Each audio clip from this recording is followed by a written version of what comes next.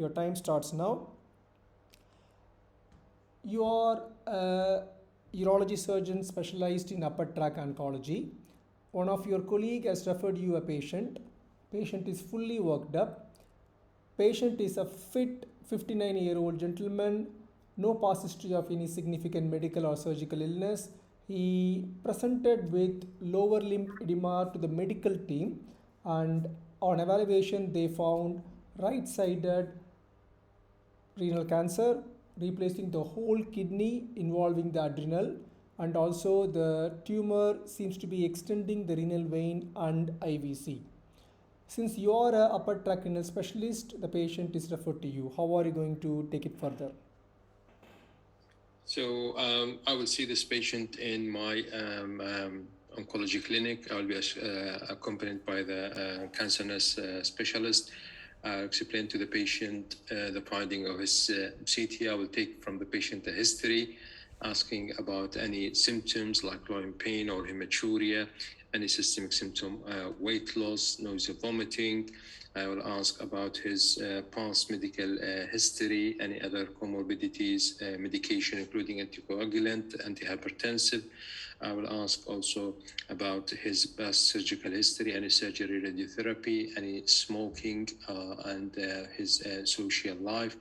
And then I will ask about family history, if there is any family history of renal cancer. Sorry to interrupt. Let us assume that he is completely worked out. There is no significant findings, and patient had a CT renal tumor protocol, including the chest. The findings I told you. So how are you going to take it further? So I will discuss this case in our MDT, and this patient, according to the CT scan, is stage 4, since the adrenal is involved and there is involvement of the renal vein and IVC. There is no metastatic deposit. Apart from that, the most likely decision from the MDT is to consider a radical nephrectomy with excision of the tumor thrombus from the IVC. So I'll explain to the patient the recommendation from the MDT, and I will consent him for the procedure. Okay. What preparation you will do with specific to this patient's nephrectomy and IVC involvement? Since this is a big tumor with wide local extension, it may be challenging to be done via robot or laparoscopy, and I would prefer this to be done via open surgery with the help of a senior colleague and possible involvement of vascular surgeon as well. Okay.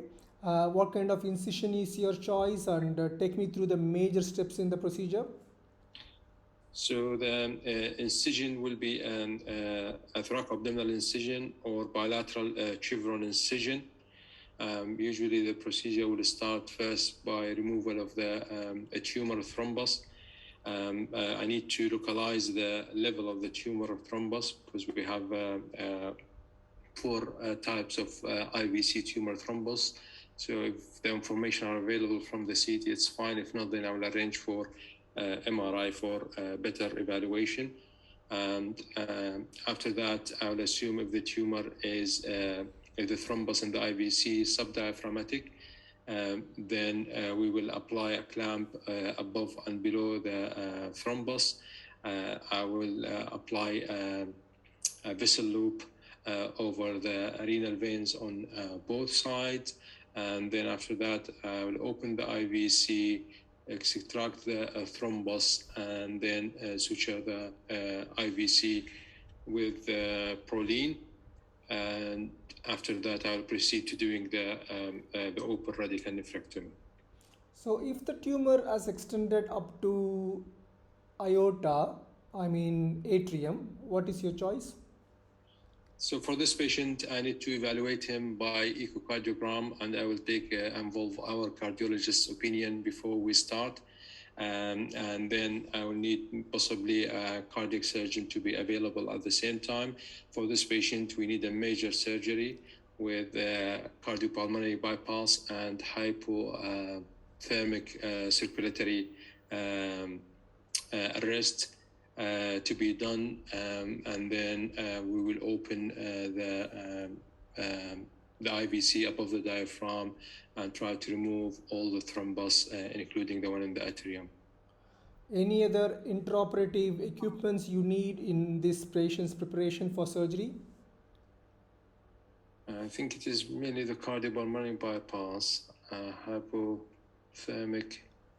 Okay. No, I'm not aware of anything. Okay. If the patient's tumor seems to be inoperable, let the tumor thrombus extending in the IVC up to the intrahepatic segment of IVC, but overall tumor seems to be inoperable, adrenal not able to differentiate, the tumor seems to be involving the posterior paraspinal muscles and the hilum also not clearly delineated. Anything you can do before ending up into a very challenging radical nephrectomy? Yeah, one of the things is possible consideration of embolization preoperatively, and this may help to shrink the size of the tumor a little bit and reduce vascularity, which may help. That's what I'm thinking about. Any other drugs possible in this situation pre-op? Yeah, there is a possibility of new adjuvant treatment with TKI, like sunitinib, and also recently treatment with immune checkpoint inhibitors may be helpful prior to the radical nephrectomy. Okay, you are happy to continue another 2 minutes, okay? Yes, please, yeah. Good. And how these drugs help in achieving a good radical nephrectomy? The idea is that why we give immunotherapy and TKI before radical nephrectomy for metastatic disease is because the tumor will induce some immunosuppression, and this medication may help to improve the immune status of the patient before the surgery. Okay, let us assume that this patient had a bit of a challenging but uneventful right radical nephrectomy and the tumor thrombus and involvement of IVC is cleared, and she had some ITU support for a day or two and then recovered. What is your follow-up? Her histology showed 13 centimeter, poorly differentiated, right-sided, clear cell renal cell carcinoma, and most of the extension into IVC is just a tumor thrombus. Yeah, so I will risk stratify the patient according to the Levo-Bitch score, which depend on the T stage, on the presence of lymph node or not, the tumor size more than 10 centimeter, the presence of necrosis in the histology. So I will, according to the Levo-Bitch score, this patient looks to be on the high risk side. So for this patient, I will arrange for follow her with a CT scan, chest, abdomen, and pelvis every 3 months for the first year, and then it will become every 6 months for 4 years, and then after 5 years, it depends on a discussion about the risk, about the fitness of the patient, and then we can plan it further. Okay, her first 3 month CT scan is clear, but unfortunately the 6th month CT scan showed multiple cannonball metastases in both the lungs. What is your next approach? So this patient unlikely to be helped by any surgery since the metastases are multiple. So the only option is to give her a systemic treatment in the form of a tyrosine kinase inhibitor or immune checkpoint inhibitors.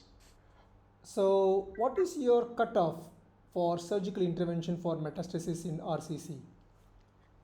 Usually, if it is a solitary metastasis in soft tissue or glandular tissue, then the survival are good after removal of the metastasis. But when it is multiple, it's unlikely that it will give a survival benefit for the patient. Could you take me through some immune checkpoint inhibitors for RCC? The immune checkpoint inhibitor are mainly the PD-1 and PD-L1 inhibitors. The idea is that the PD-1 and the interaction between PD-1 on the T cell and the PD-L1 receptor on the tumor cell would lead to immune suppression and inactivation of the T cell.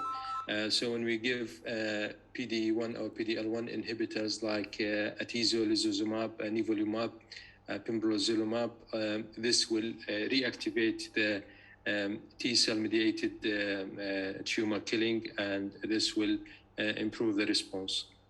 Good. I'm quite happy to stop. Again, good performance. Just to feedback on few things, you can bring in the enhanced recovery protocol. The nurses can see the patient even in the pre-op, especially the third scenario. Of course, even for second scenario also, and that will help you in the post-op also, including ITU.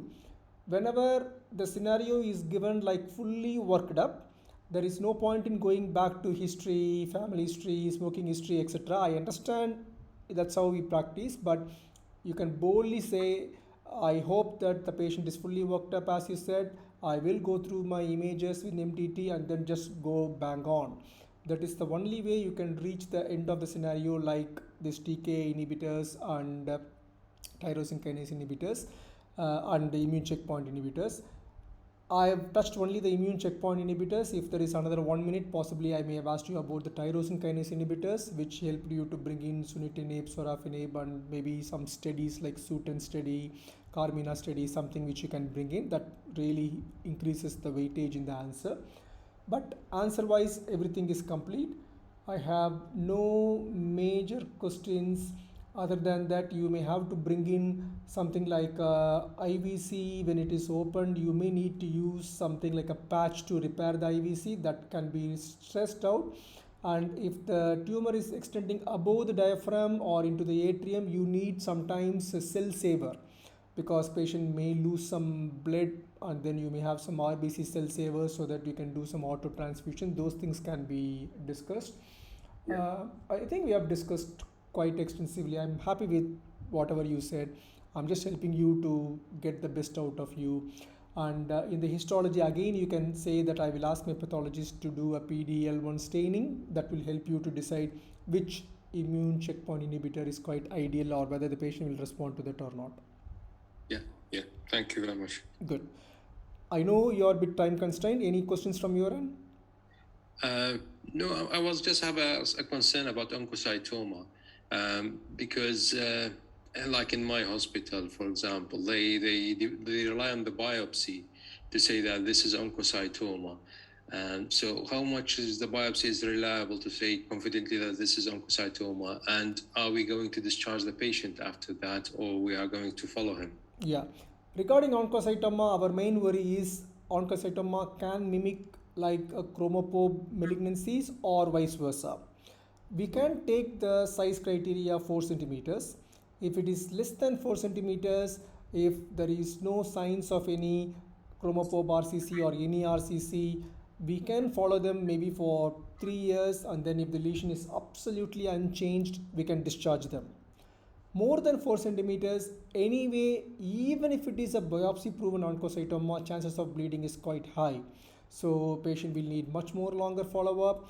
Patient, if it is pregnancy, we may have to do something even like a pre-pregnancy embolization, etc., or partial nephrectomy to make sure patient doesn't have a bleeding episode during the pregnancy, which is more common in AML compared to oncocytoma.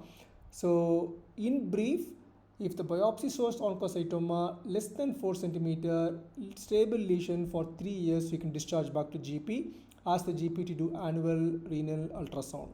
More than 4 centimeter, if the patient is symptomatic or if there is any bleeding episode, you can offer surgery even for oncocytoma or needs longer follow-up. Okay, thank you very much. Always when you discharge these patients, make sure that you ask the GP to do an annual ultrasound.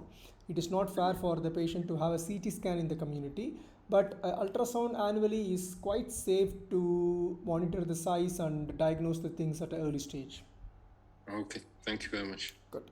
Again, wonderful performance. I will try to squeeze in at least 1, if not 2 sessions before your exams. Well done. Thank you very much. Good. Have a nice day. Thank you. Have a good evening. Bye. Thank you. Bye.